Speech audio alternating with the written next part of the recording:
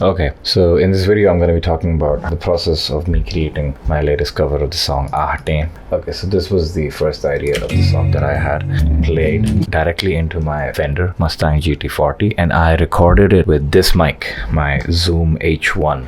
Let me just solo the guitar part.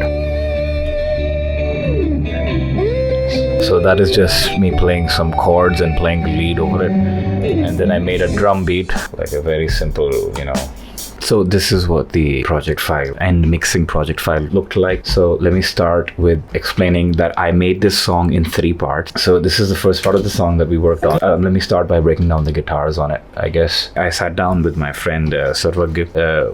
We figured out the chords, which chords we want to use. I'm going to write the songs on the scale of D, so D major, but then I want it to be like dissonant, so I tried a D7, then that was too dissonant. Later on in the song, I found a place where I can use the D7, which I'll tell later. So, but the chords that we went with were D major, B minor 7th, an E minor 9th, F sharp minor 7th.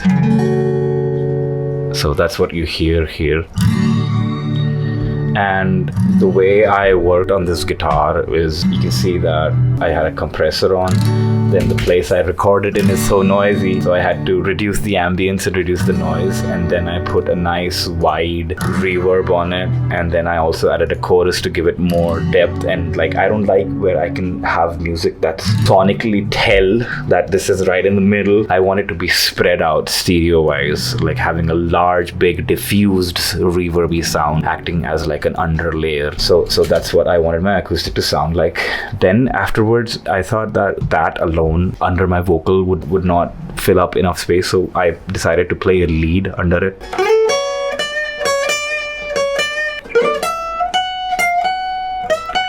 So you can hear both of these guitars.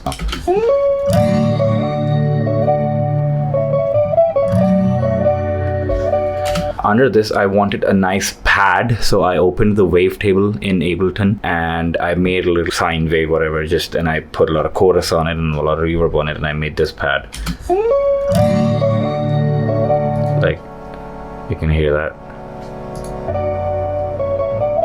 Just to give it more width, more of a bass for my vocals to diffuse over. Oh yeah, we just have this simple shaker, which I EQ'd a little bit to sound less harsh. So that's what it's going like.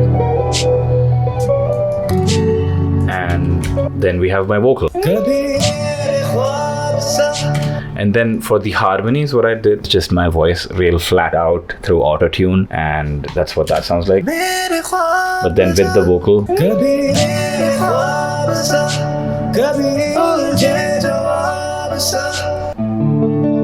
So that's just my choir strat with going chords, And then this, I'm also playing the original riff that is played in the original song.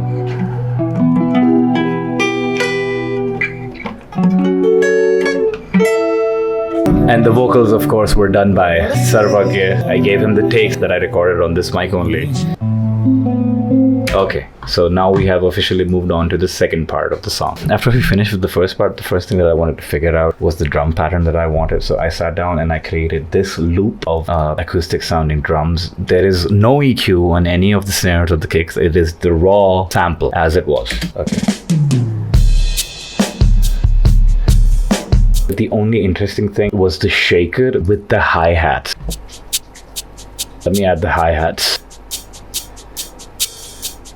And then that gives it a little bit of an interesting groove.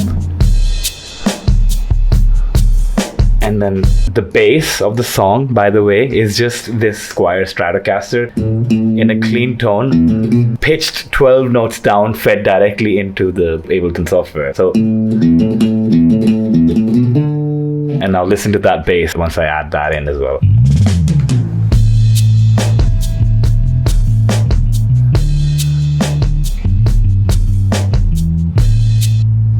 That's the bass isolated. After I had the bass and the drums, I had the groove of the song that I wanted, but then came the part of the bed underneath of what all instruments I want, mostly towards guitar. So I think I had the basic chorus effect on the amp. So this is what that sounded like.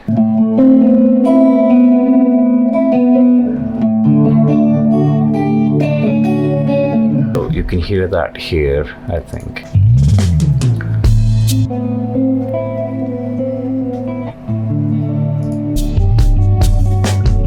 The thing about this specific guitar tone was that it's too wavy for my taste. I wanted the mix to be a little more busier, so I played the same riff but in this tone.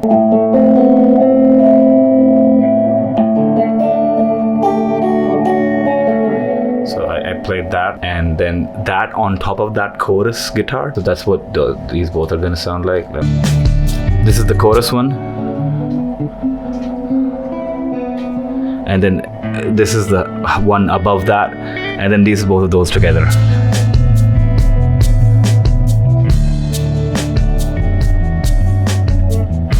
Before I went further, so one of these days while I was working on a song, Sarvagya, my friend and junior in college, comes over to my place, and then we just start jamming around, and then he comes with this part, and then he tells me about it. We can do something like that.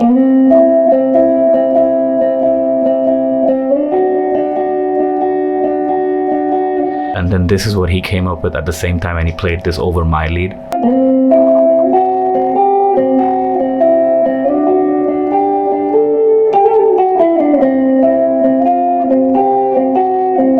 And then so I decided that I'm going to record both of them and then place them on those left and right channels, and then this is what that is. So this is on the right side, and this is on the left side. So let me just play the guitars. It's just the bass tone playing. So we started with the chorusy underground part, and then we had the higher leg, and then we had the right accents, and then the left accents.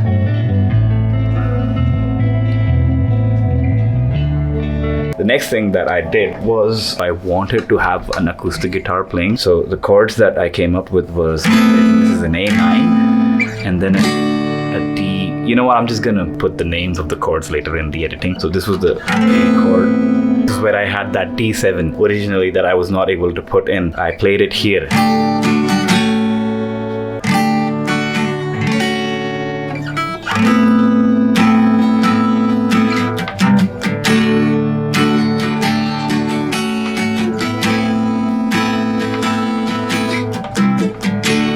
So every 4 bars I had this idea of doing like a cascading variation between the ending of one set of chords and starting a new bar. And what I did was, you have this.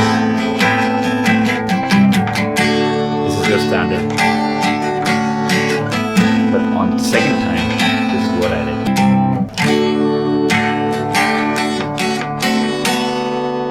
So what is that, like 1, 2, 3, 4, 5. 5 chords, 1 chord every single strum.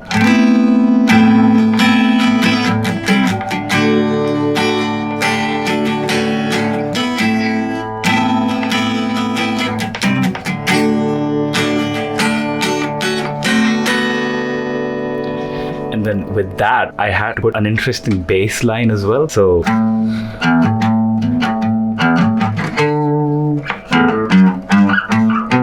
I did this on bass, which you can hear like. So of course I double taked the acoustic guitar, one on left side and one on right side. This is the right side, and this is the left side. It gives it a wider area. Okay, so that's the first variation. And now the second variation. Pay attention to the bass.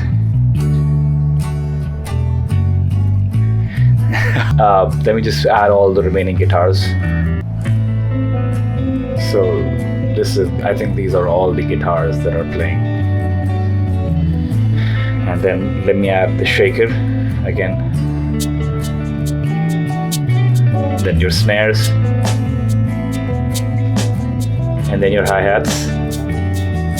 And then the toms. And then this is your entire groove. Ba ba ba da. That sounds so nice to me, man. So for the solo, I had a few questions about how I got this tone. The tone is literally, the Fender has a fantastic amp simulation called the Metal 2000. I don't know if you can see that. It's a simulation of a metal amplifier, and it is just so good. I punched up the presence on the amp a lot. I changed the cabinet to a 4x12, and I added a delay, and that's all the tone is. This is what it sounds like. I have it plugged into the amp and not to the software, because then the recording doesn't work, but then I hope it sounds alright.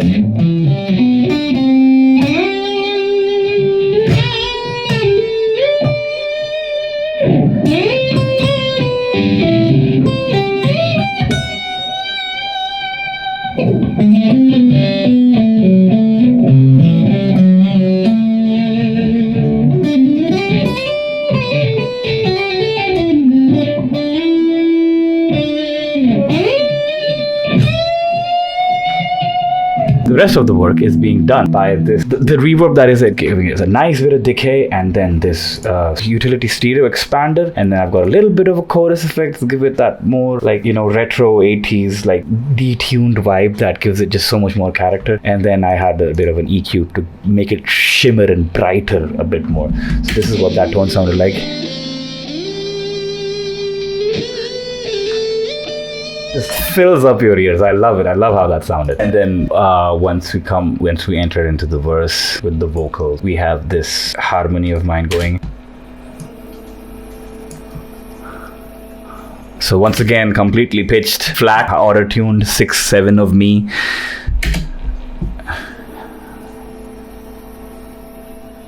And then we have the vocals.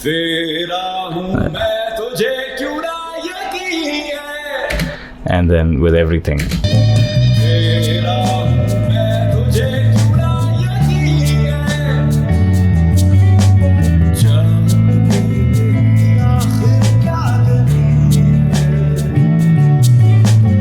And then we come to the, like, I call it the breakdown portion of the song. Drums, they're doing fills and stuff, and I have this like huge like a fucking, I don't know what to call it, but like a slide.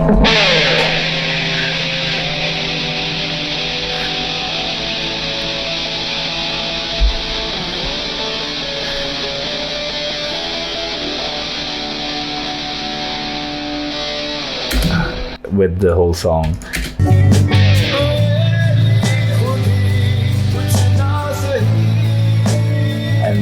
And then I had this little lead playing underneath my lead vocal to give it that so much more grunge. And then the harmony here is also very interesting.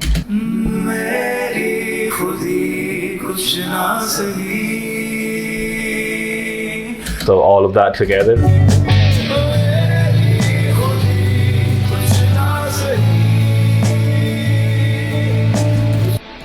We had this one final, just one note bended very like bluesy way, and I just like that so much.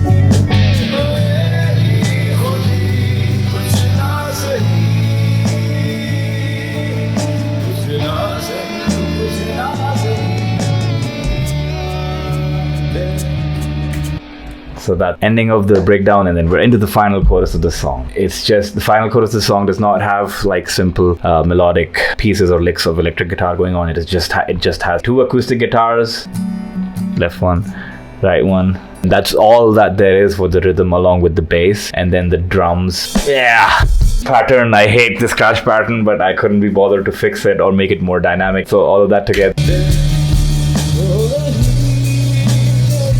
And then I have one more. And then we have these very huge choir like harmonies going on at the end.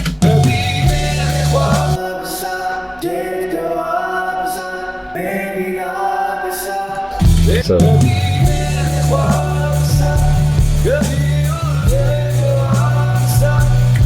alright, and then we have this very, like, I don't know, I thought about Rob Callan when I was playing this part for some reason. It's just such simple, like, tapping. And then I added that, and then once that was there, I was like, yeah, now this feels different to the original, and like it feels more like stadium pop rocker vibe going on. I don't know. So yeah.